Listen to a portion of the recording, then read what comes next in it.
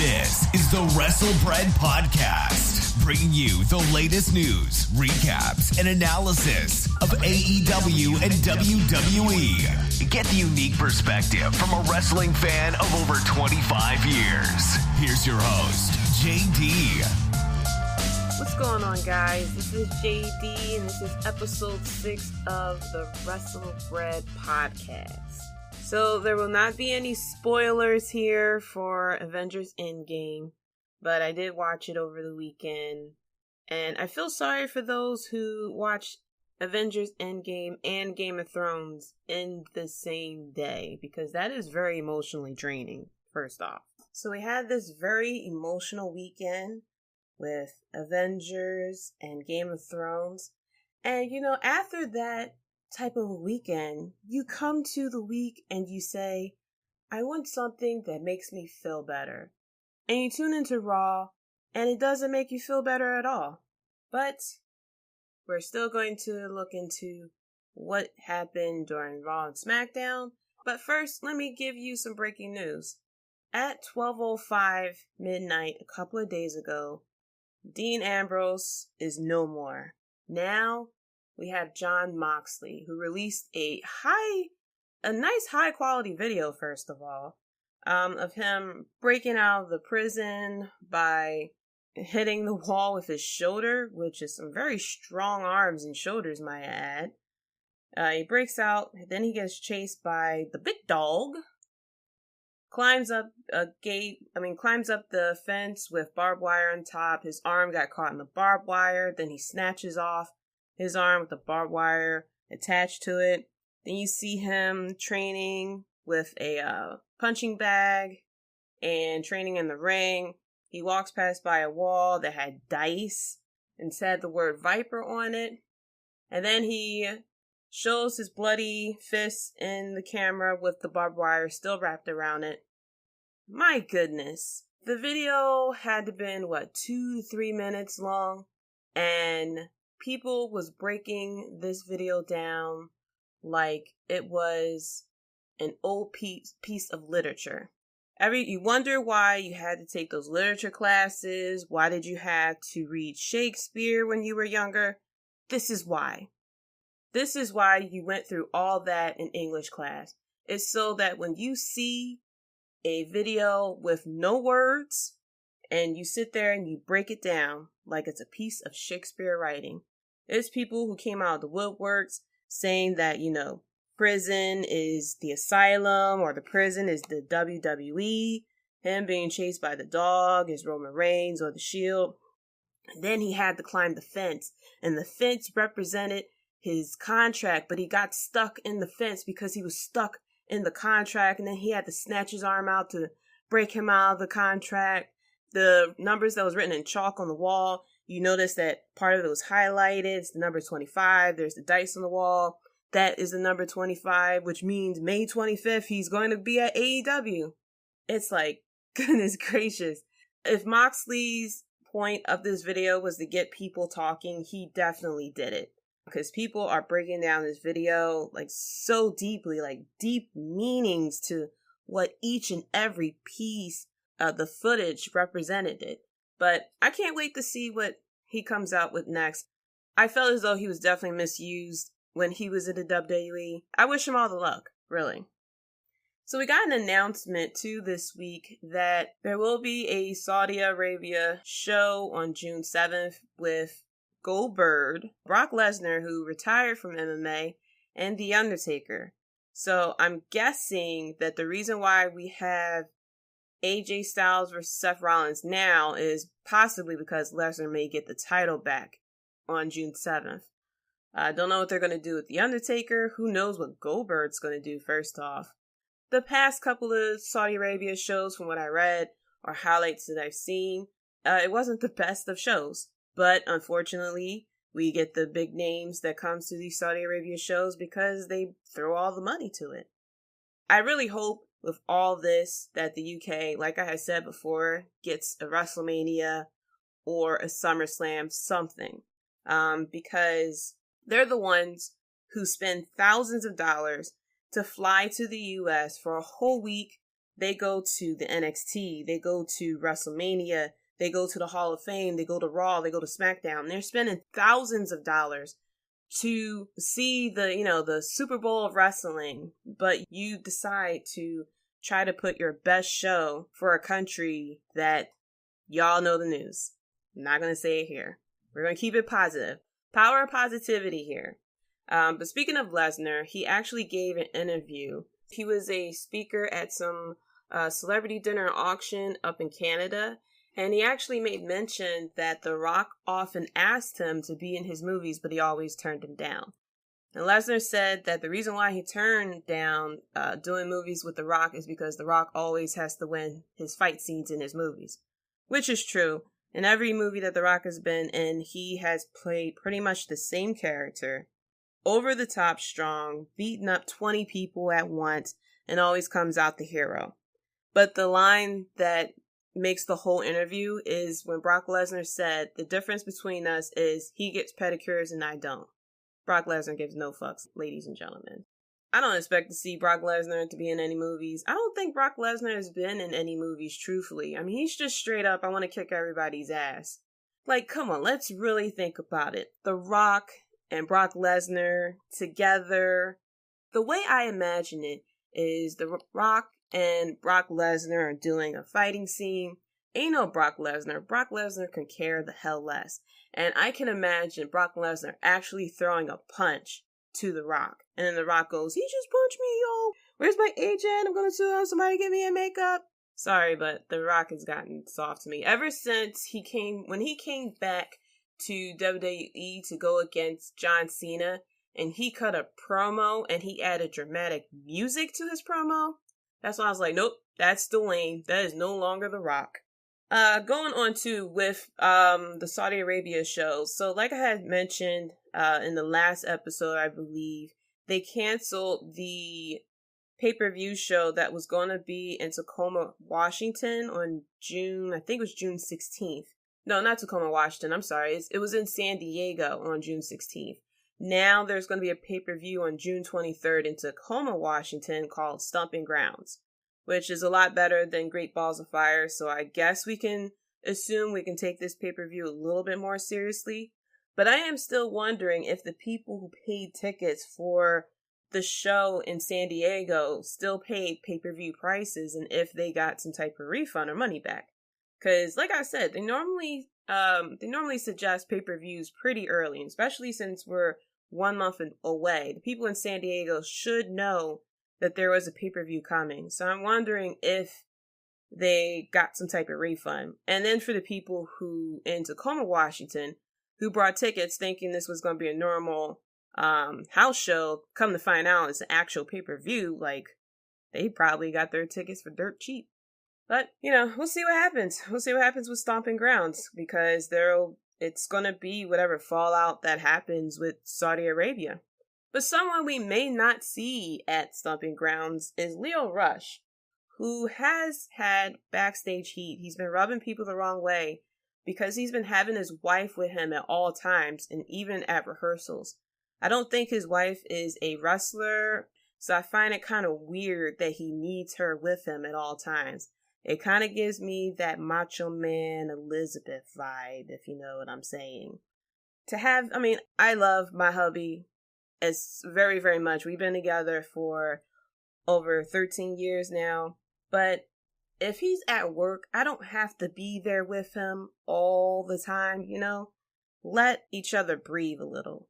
But another thing that he also getting heat about is he brushed off advice from Finn Balor when Finn Balor kind of gave him a bit of a warning of how it would look to management with him having his wife at rehearsals, and he kind of blew it off. And then there's another rumor that he's saying that he hopes he gets a reality show focused on his family. So it's like, come on, bro, where's your priorities here? Are you trying to wrestle or are you trying to be a reality star? So if you're trying to be a reality star, then go pitch something to Total Divas or something. Get your wife on there. Or, pitch a new reality show. Housewives of WWE. That's what you can do. But if you're not trying to wrestle, then you can kick all the rocks in the world. I heard he may be going to NXT, so let's see what happens with that. NXT or maybe back to 205 Live or something. But as you see this week, he wasn't with Bobby Lashley, which Bobby Lashley definitely suffered with it because he kept referring to himself in third person like he was The Rock. And in other news, too, WWE hired 2 writers. It's one writer who came from Off Their Rockers. It is a Betty White show, which is pretty funny. It's pretty much like, if I remember correctly, a prank show with older people who does some, really out there things to younger folks. And the other writer came from Comedy Knockouts, which is 2 comedians come together and improv, I believe, and it's a battle between comedians. So it sounds like these are writers who really know their comedy. I don't know why they hired these people, to be truthfully, because this is a wrestling show, not a comedy bit. As we see that, I like some comedy with WWE, but I don't like comedy all the time. But it doesn't really matter that they hired these wrestlers anyway, because Vince is going to say, oh, that's a really nice thing you wrote, but scratch it. Nope, scratch it. I don't like it. I don't like it at all. Like, seriously, WWE can hire writers from Game of Thrones. They can hire the Russo brothers for everything. And Vince McMahon will still throw away what they thought of because he likes to have full creative control. That's who he is. He don't care. He gives 0 fucks. He is Mr. I give 0 fucks about my writers and my wrestlers. Because another thing I will talk about too next week is Tony Atlas had also spoke about Sasha Banks, and he feels as though that WWE may be petty and try to destroy her career, which I think is something that will definitely happen. Sorry to say, but we are talking about Vince McMahon, who is Mr. Pettiness. Look what we just heard about with Luke Harper. Vince McMahon said that he doesn't get Luke Harper. And it's like, what? Like, what do you need to get with him? Let Luke Harper be who he think Luke Harper should be, and then you'll eventually get it. So, just because they're hiring writers, they're bringing on people to their creative team, as of right now, it don't really mean anything. And that's why it comes back to AEW that I hope that they become successful, because when you have competition, that means you up your game. Not saying that I want them to go back to the PG-13 era, not saying that I really, really want the Attitude Era back. I want certain parts of the Attitude Era to come back. And I will talk about that later, of what made the Attitude Era so special in my opinion. But speaking of AEW, AJ Styles actually wished AEW luck. So I found the info from, I think it was Cage Side Seats. He actually spoke on his Mixlr stream, which I didn't know he had a Mixlr stream. But I actually tuned into it.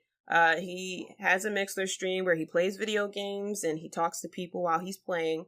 So in this particular one that he played Gang Beast and he played Player Unknown Battlegrounds, or PUBG. And he said, and I quote, "I do miss Kenny. Kenny is a good friend of mine. Kenny Omega is a great friend of mine. The Bucks also good friends of mine. I said this before and I'll say it again. AEW, I hope they just do amazing. I hope they kill it. There's no doubt in my mind that these guys are definitely going to work hard to make it something different, something new, to be an alternative. And the great thing about this is it's competition. Competition is always a good thing for fans. Like, we want that. Competition makes everything better." I couldn't agree more with that statement, because if there was competition out there for WWE, then everybody will get on their game. And then maybe we'll see better pay-per-views, better storylines. We wouldn't see the things that we've seen this week. I mean, from what I read, the viewership of Raw hit 2 million. Eventually, the viewership of Raw will go under 2 million at one point. And it's a shame, because WWE can be so much more. And we all know that could be so much more because we lived through it. We've seen it. Look what happened with Daniel Bryan and even Kofi Kingston recently. It's something that, we go through all this together, watching Raw after Raw, SmackDown after SmackDown.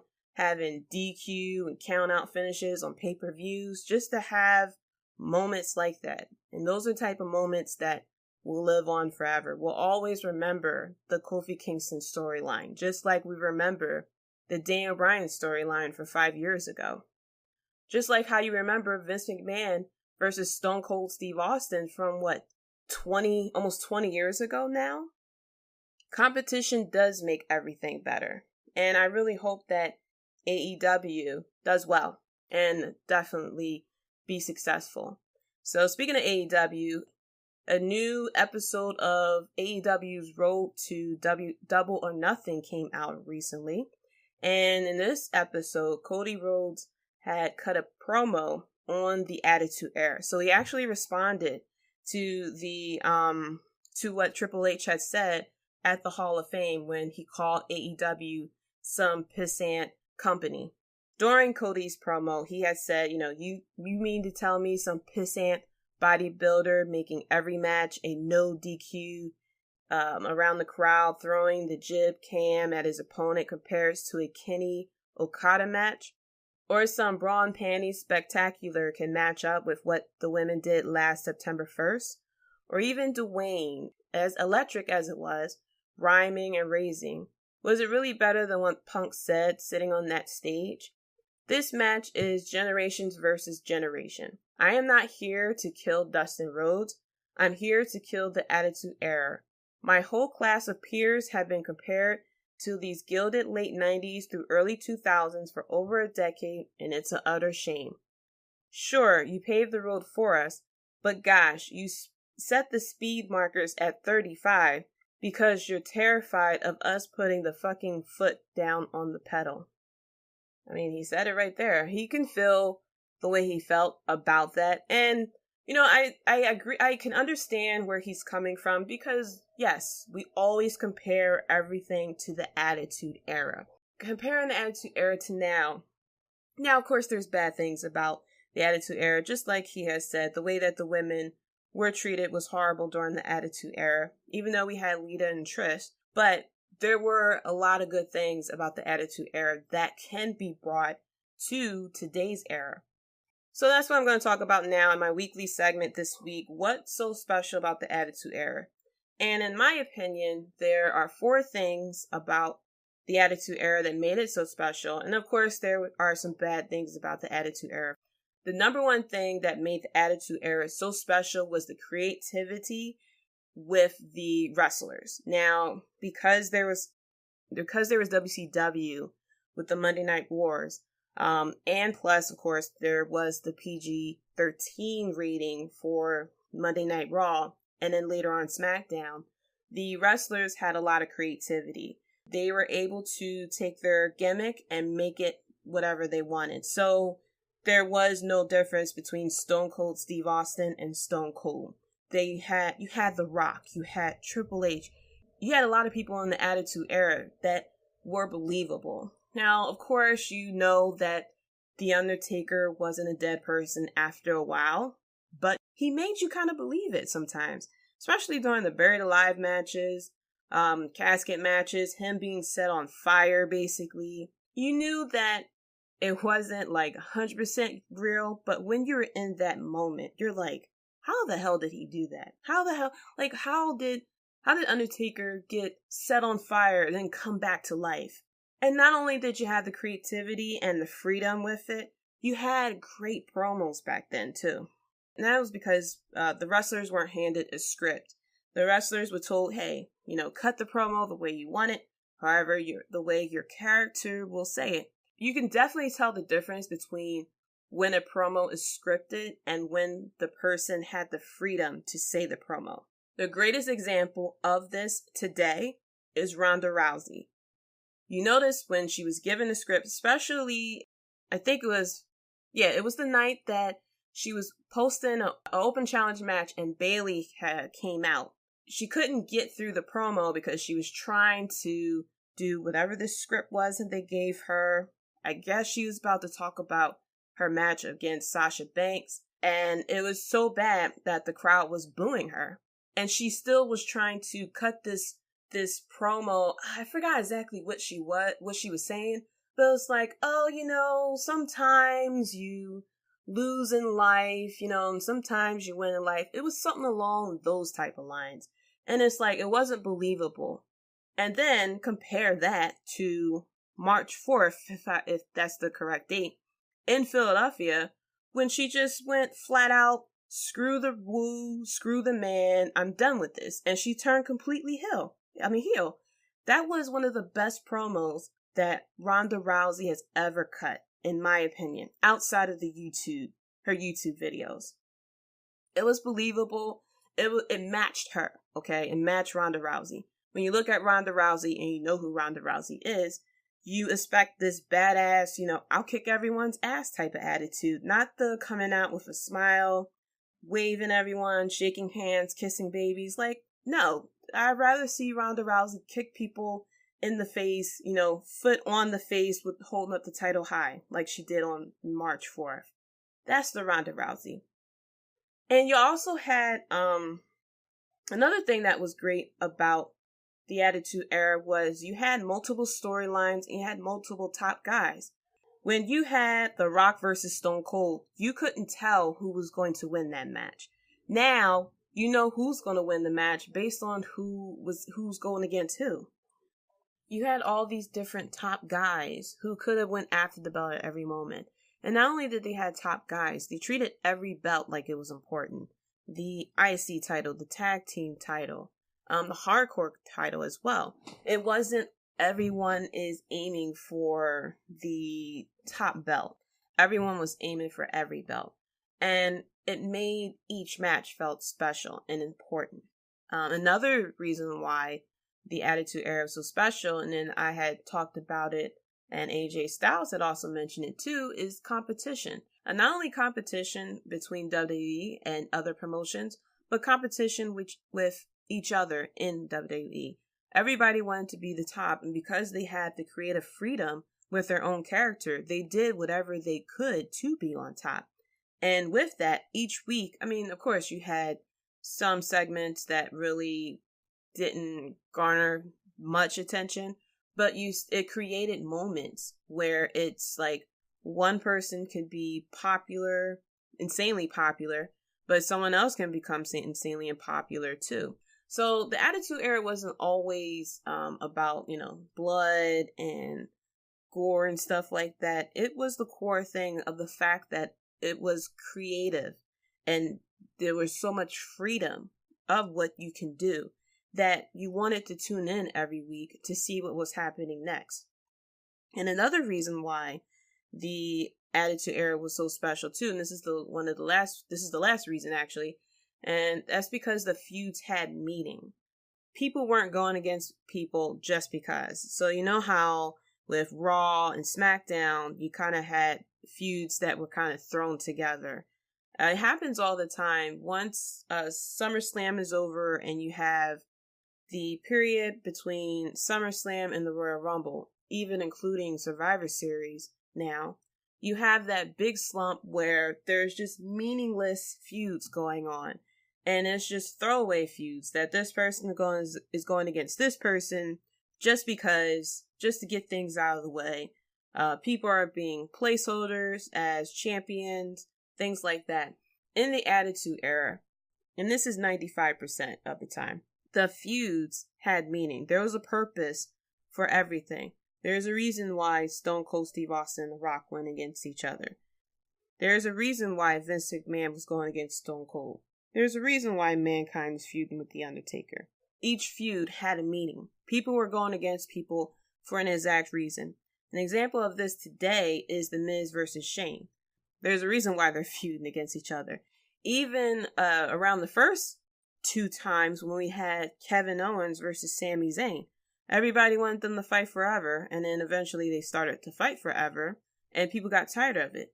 And it's not because they got tired of them actually fighting. It's because because WWE had them feuding for apparently no particular reason. Sorry about the dog barking in the background. That's my other neighbor's dog. It's like a pit bull, I believe. I haven't seen it, always hear it, but I apologize with it barking in the background. But each feud had a meaning. Now come to what's going on today we had, in relation to what I talked about, WWE cannot handle multiple storylines or have multiple top guys. There's normally 1 or 2, possibly 3 people that's going after the main belt. The other belts aren't treated as very important.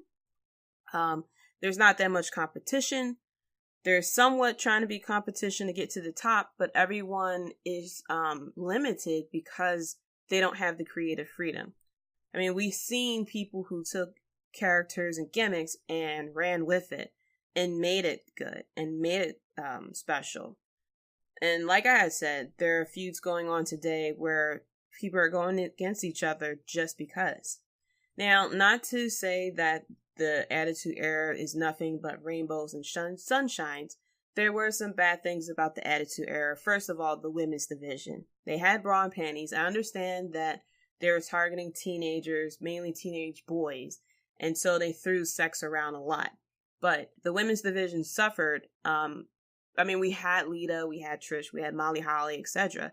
But the big portion of the Attitude Era was the bra and panties match, the bikini matches, the puppies, this, that, and the third. And so the bad thing about it was, and that makes today's WWE better than the Attitude Era, was the women's division. The women barely had time to fight. The fights were mainly cat fights, basically, because everybody wanted to see the clothes get ripped off and see bra and panties, things like that. So the women's division was not great in the Attitude Era. Another thing, and this is a few things that happened, we had Kai and Tai. I chop off your PP. Very, very offensive type of things going on back then. Of course, I mean, they were pushing the envelope every week.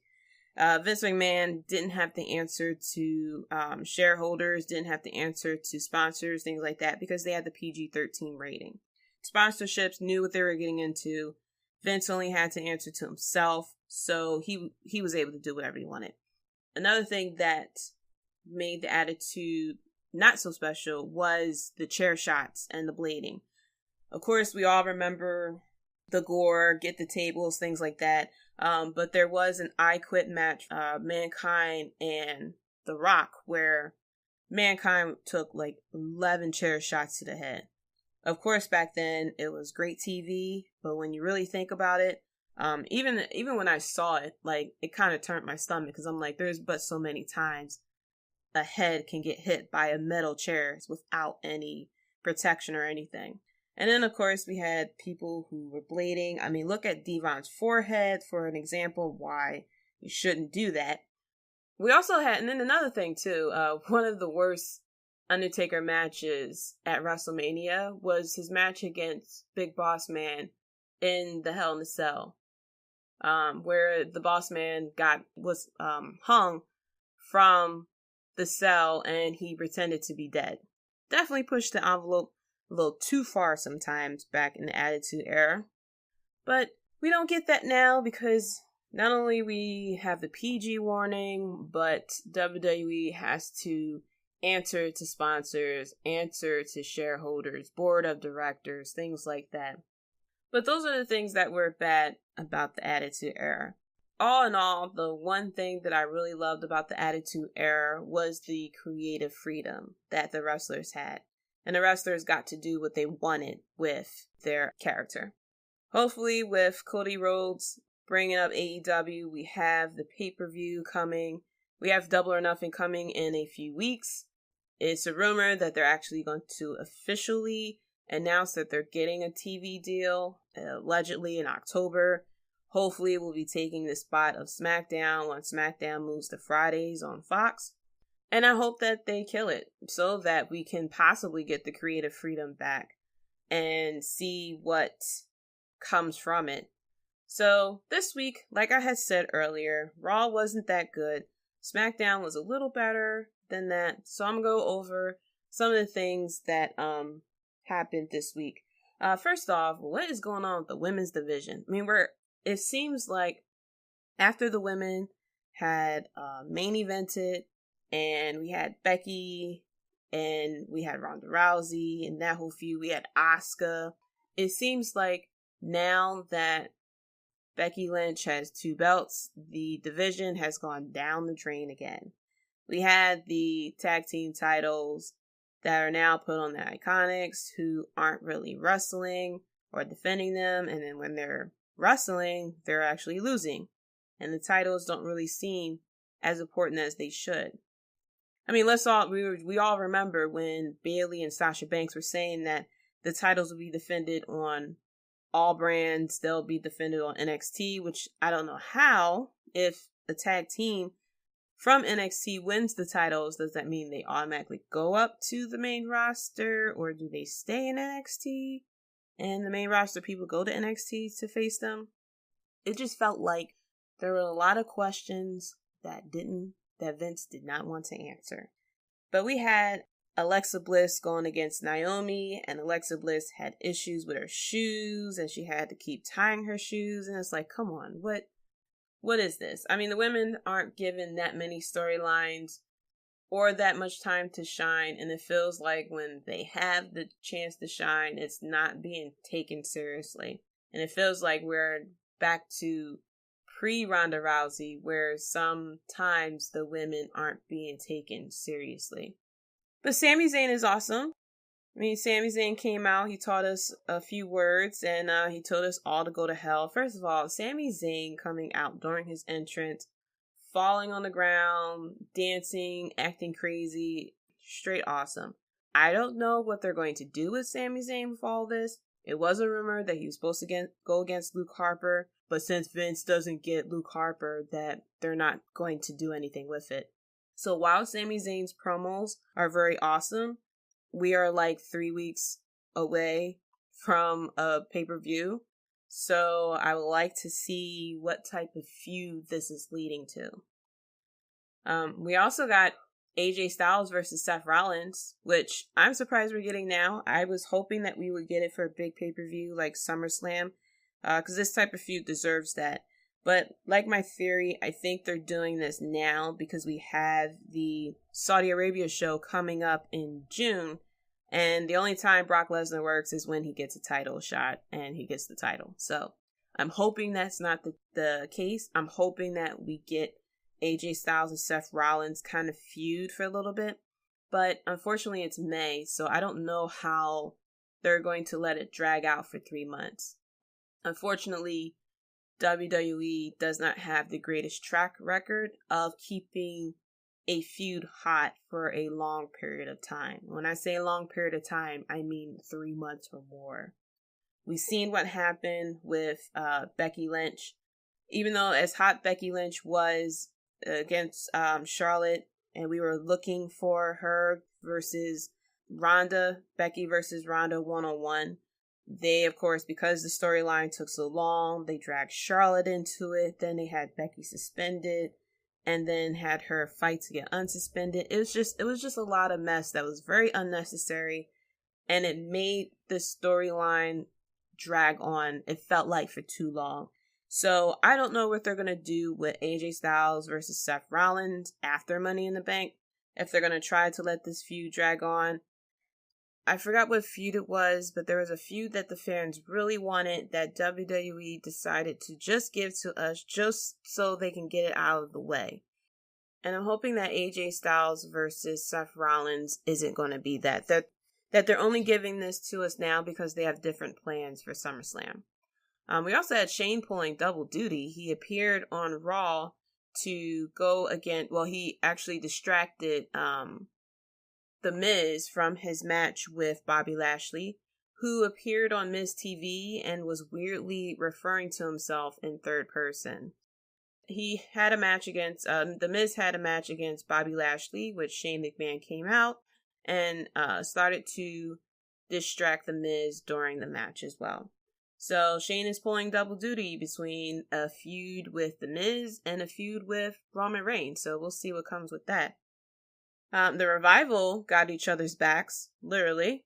I don't know if this is pettiness because they refused to re-sign their contract. They were allegedly offered $500,000 over 5 years, which they declined. You have to wonder if they had a segment on Raw because they're in a feud against the Usos, and the Usos show a backstage footage of the Revival, who were only wearing towels, and one was shaving the other's back. So you have to wonder if this is pettiness, because when they wanted to leave, they were given the tag team titles. After that, they decided not to resign. So you have to wonder if this segment is nothing but pettiness, or if this is just the way that the Revival is booked. I'm going to go with both, because the Revival wasn't treated any better before they got the tag team titles. We'll see what comes from it. And then we also have the new episode of Firefly Funhouse, which is very creepy. This one, Bray Wyatt is painting, and he painted a house that was burning down in flames, and people actually pointed out that you see Abby the Witch in the window. So this is another segment that people was breaking down the meaning and what does this mean, what does that mean. You know, it makes you really appreciate the fact that you took literature and you had to read Shakespeare all the time. So now you bring that knowledge to wrestling. Who knew? Who knew the connection, you know? There's an English teacher somewhere in our lives who said that, you know, you should read Shakespeare, and thank you very much, Mr. English teacher. Now I'm going to use my knowledge of breaking down Shakespeare plays and books to what the heck is Bray Wyatt doing in Firefly Funhouse.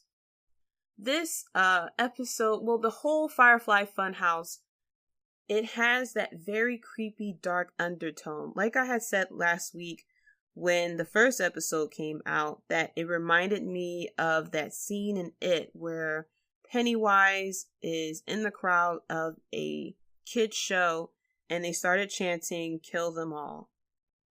I feel like he's going to say something weird, and then we're all going to wake up 5 days later and realize that we slaughtered something. This actually reminded me of a segment on Adult Swim. It was called Too Many Cooks. I don't know if anyone remembers it. It came out, I would say, a couple of years ago, actually. And it was a parody that made fun of the 90s sitcom intros where the person is, acting, and then they smile and look at the camera, and then the actor's name appear on the bottom. Well, it was like an 11-minute video of pretty much doing that, and it made fun of the cop sitcoms, the family sitcoms. What else? I think also the sci-fi sitcoms. But then you notice there's this creepy guy in the background, and then he takes out a machete and starts killing people, and it just went downhill from there. And I feel the same way about Bray Wyatt's segment, that it's really starting to get really creepy, and it's going to start going downhill from there. And he showed a little bit of it. Here I go, breaking down the philosophy of it all. I noticed it a little bit when he had said, "All you have to do is let me in." He kind of gave this very creepy, weirdo vibe when he said that. And then he started smiling like Bo Dallas, started waving all crazy. So I'm very interested to see what happens with the next episodes. I'm more interested to see how this relates to the ring. Who is Bray Wyatt going to be outside of the Firefly Funhouse? What type of theme music is he going to have? What type of entrance is he going to have? What's his moveset? What's his attire? Things like that. Because obviously he is moving away from the old Bray Wyatt, the House of Horrors. He even went on Twitter and said that he forgive Randy Orton for what he did. This feels like a Bray Wyatt that is trying to move forward from the old Bray Wyatt, but is feeling very conflicted. It's a very complex character. I kind of like it. I'm just not holding my breath, because I did like Bray Wyatt when he first came out, when there was the Wyatt family. And I was very disappointed that he wasn't used correctly. So I'm trying not to get excited for this Bray Wyatt, because I don't want to be disappointed when he's not used correctly. So I'm just waiting to see how this all translates to the ring. Because you can have nice vignettes. I mean, we've seen very nice vignettes, but unfortunately, it did not translate right when it comes to wrestling in the ring. The one thing that I do not like when it comes to the Bray Wyatt segments is when it airs on SmackDown, they like to show the crowd reaction. I don't know why they like to do this because, of course, the crowd is not reacting because they're watching the Titantron, trying to figure out, what is going on. They like to do this with some of the segments where they show reaction to the crowd. And it's like, I know the crowd is there. I know you're in an arena, but let me actually see what you're trying to put on the TV. Because when I was trying to watch it the second time on SmackDown, I was trying to see if there was something that I missed the first time that I saw it. I get that, we all more likely saw it on Raw, but some of us would like to watch it a second time to see if we missed something, if there's a different vibe, is there something that was put out there that maybe we misinterpret the first time? Because a lot of people were shitting on this promo with the Firefly Funhouse. People were saying that, oh, they're doing this for kids. This is a kids show. And I at first thought the same way after I watched it, after I got creeped out about it. I'm like, he's doing a PBS show or something? But when they played it the second time, I was like, oh, this is what it is. So I hope WWE stops doing the show the crowd watching a backstage segment. Also this week, we got the contenders for the Money in the Bank ladder matches. We don't get qualifying matches this year. They just straight up said, screw it. We're going to just tell you who it is. It's 3 weeks away from the Money in the Bank pay-per-view. So I'm guessing this is why we know we're not going to have qualifying matches. So for the men, we have Ricochet from Raw side. We have Ricochet, McIntyre, Braun Strowman, and Baron Corbin. I have the slightest feeling that Baron Corbin may win the briefcase. I feels like I shouldn't have put that out there in the universe because it may happen. But I have a slight feeling that that's what may happen because Vince loves reactions. On SmackDown side, we have Randy Orton, Andrade, Finn Balor, and Ali. So we have 8 people in the Money in the Bank ladder match this time around. I could have sworn it normally is 7, so I guess they added one more person to kind of even things out. Looking at this one, the SmackDown side looks really good because you have Andrade, you have Balor, you have Ali, you have, somewhat high flyers on that side. You have Randy Orton who gives 0 fucks, so he's going to do whatever. On Raw side, you have the Power with Braun Strowman and Drew McIntyre. Baron Corbin is just there to get the heat. You have Ricochet. So, you have a ladder match with Ricochet, Andrade, Balor, and Ali. Give me that all day. I can't wait to see how this match is going to turn out and who's going to win it. I would like Andrade to win the briefcase because I feel as though he needs it. A heel, of course, would have to win the briefcase because normally it's the heel that likes to run around and tease the cash in, things like that. It doesn't really work that well with a face, but we'll see what happens. And then on the women's side, so I'm indifferent with the women's side. So we have Natalya, Naomi, Alexa Bliss, who announced herself, and then you have Dana Brooke. Now, for all those people who got on Sam Roberts and defended her, now you got her. So I don't want to hear no one giving crap about her taking someone else's spot because you made a big ass deal about it on social media about how Sam Roberts bullied her and how Dana Brooke is awesome and all that stuff. Okay, you feel that way? Then you better pick her ass to win the briefcase. I don't want to hear anyone who tweeted out about how, Sam Roberts is this and that because of what he said about Dana Brooke and Dana Brooke is awesome. I do not want to see any of those people pick anyone except for Dana Brooke. If you're going to sit there and defend her and get worked up like that, you better stick to the script, buddy. That's my little rant about that. Then for SmackDown side, we got Mandy Rose, Bayley, Amber Moon, and Carmella. I don't know, the women's side doesn't really excite me that much.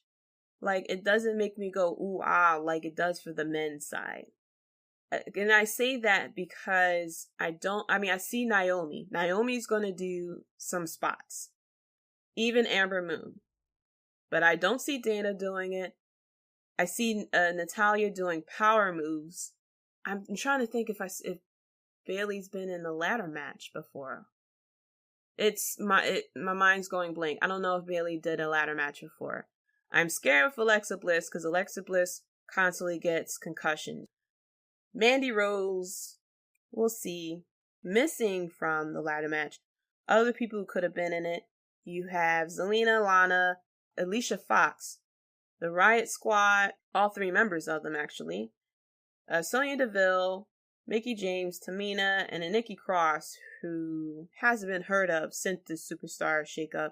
I mean, she did a quick YouTube video, but I'm assuming Nikki Cross may be with Bray Wyatt.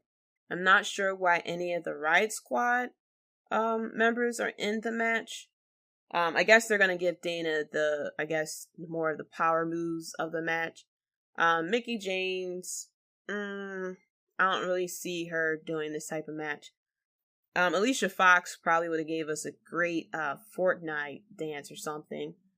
Lana, no. Zelina, they put Zelina on very hard with Andrade, so the only time you really see her wrestle is it has to do with someone who's facing Andrade.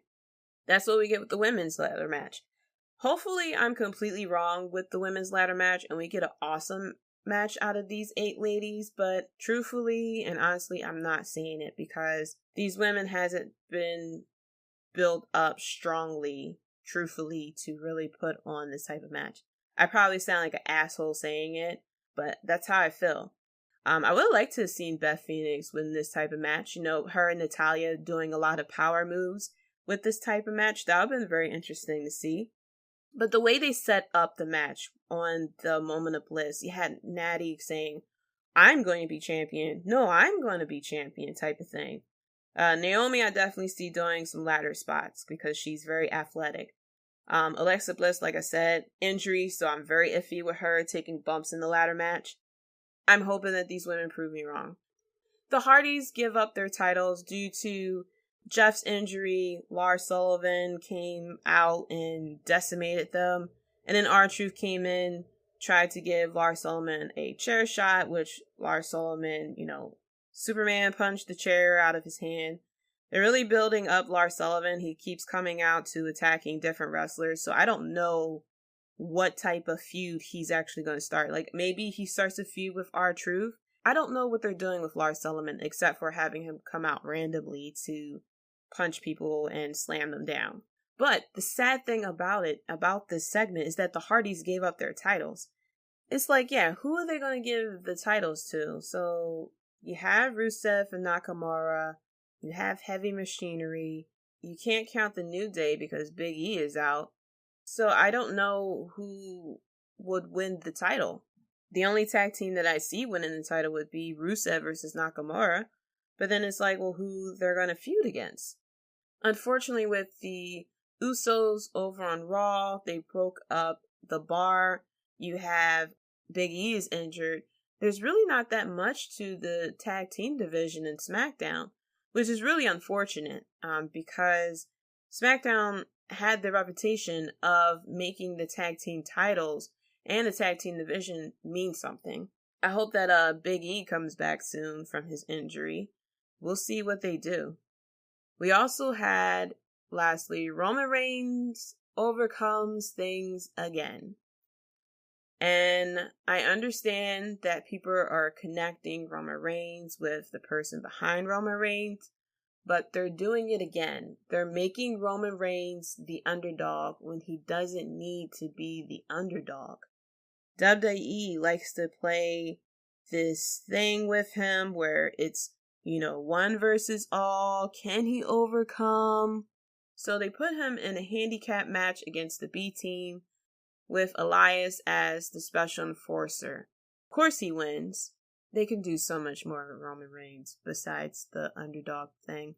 Let him be the Samoan badass like Paul Heyman said. Just let him just go out there and kick ass. It's the Ronda Rousey syndrome all over again. Now, I liked it when he came out, he punched Vince McMahon in the face, picked up the mic and said, "This is my yard now." I like that. But now we have him against a McMahon again, and it's the whole underdog, him versus the Authority, the underdog type of thing. Just give him, like, I said this before. I said this on Julian's podcast, The Wrestling Court. Let Roman Reigns be like Samoa Joe. No, Roman Reigns isn't the best on the mic, but let him learn it. And let him be similar to Samoa Joe, where he just comes out, take names, and kick ass. That's what Roman Reigns needs to be. That's the type of look that he has. When you look at him, you don't sit there and say, this guy's an underdog. It's like LeBron James. You look at LeBron James, you're going to call LeBron James an underdog? It's like, no. That's similar. I'm not saying Roman Reigns is LeBron James, but you don't look at a guy like that and say that he's an underdog. And he's not. I don't know what they're going to do with him on SmackDown. I do appreciate that they have him working with someone else versus putting him straight to the title scene. I don't know if that is Vince's decision or if it's Roman Reigns' decision, but I appreciate it that he's having a feud with someone else other than the champion. But we'll see what happens. We will see what happens. We got Money in the Bank coming up in a couple of weeks. We got AEW Double or Nothing coming up in a couple of weeks. And this is going to be a very exciting month as a wrestling fan. We're going to see what comes out of all this. I really hope AEW is successful with Double or Nothing. The tickets sold out in a couple of minutes. I'm excited to see and get to know all the indie wrestlers that they brought on. Like I said, there's not that many indie wrestlers that I know. I really hope that they do well. That is it for the Wrestlebread podcast. Be sure to hop on Twitter and follow me personally at Jaydee Talks. That's JAYDEE Talks. I feel like Jeff Jarrett right now. And be sure to follow Wrestlebread at Wrestlebread on Twitter too. And be sure to leave a review and let me know your thoughts. Let me know what you think of the podcast. Let me know what you would like to see in the future too. Shout outs to Julian and Rob Bass from the Wrestling Court podcast and AlternativeMinds.com. Be sure to subscribe to Alternative Minds YouTube channel. Keita and Jay from the Keita and Jay Show. Chris from We Talk Next podcast. And Chris from Ruthless Rewind. So be sure to check me out next week. We'll go over what happens with Raw and SmackDown. Another fallout with the announcement of Money in the Bank. If Dean Ambrose will put out another video with more hidden meanings of what's going on with Moxley. I just called him Dean Ambrose. He's no longer Dean Ambrose. He is Jon Moxley. What is going on with Jon Moxley? What type of video he's going to be putting out now? Also, what's going on with AEW? We're going to get another episode of Road to Double or Nothing to see what type of story they'll put out for the upcoming pay-per-view. And we'll see what type of crazy news come out. I will also be talking a little further about Sasha Banks and the fallout about her, if there's going to be any retaliation against her walking out, and what is the difference between her walking out and CM Punk walking out. I check you guys out next week. Peace. Thanks for listening. If you enjoyed the show, be sure to subscribe and leave a review. Check us out at Wrestlebread.com and subscribe to Wrestlebread on YouTube for more breaking news and JD's opinions.